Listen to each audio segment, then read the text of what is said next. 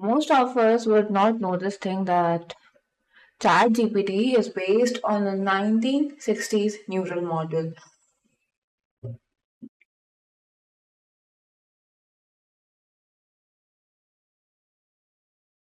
AI tools like ChatGPT, Claude, they are rooted in a model developed 60 years ago, developed over 60 years ago. And yeah, that's true. Today, we are diving into where AI started, where it is at, and why scientists think it's time for a major upgrade. Now let's break it down. Back in the 1940s, researchers Warren McCulloch and Warren Pitts created the first artificial neuron model.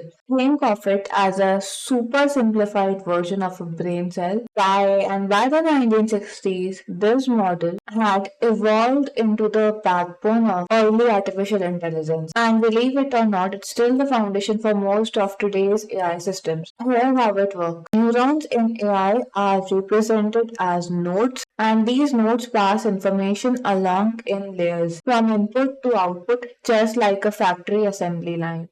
Each node activates only if it receives enough input, like flipping a switch. It was revolutionary for its time, but let's be real. A human brain is a way more complex than this. And that's where the things are getting interesting. The very McCulloch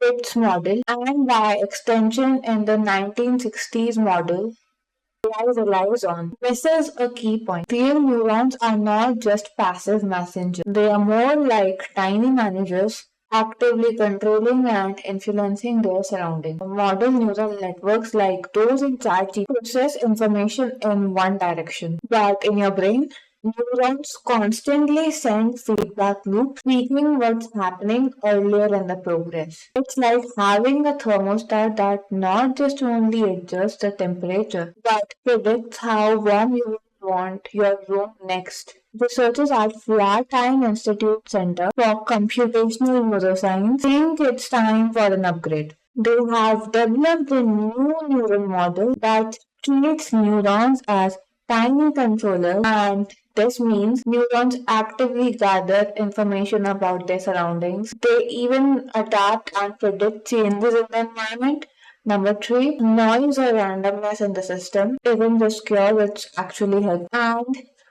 And this new model is actually biologically closer of how our brains work and could revolutionize it. Imagine it that's faster, more efficient, and less prone to giving you wrong answers. Alright, here's a big deal. While ChatGPT and similar tools are impressive, they are not perfect. They can mess up, use a ton of energy, and sometimes hallucinate. Yes, hallucinate. That's AI speaking confidently incorrect information to you. For example, one day AI was telling me 4 is less than 2 on its confidence.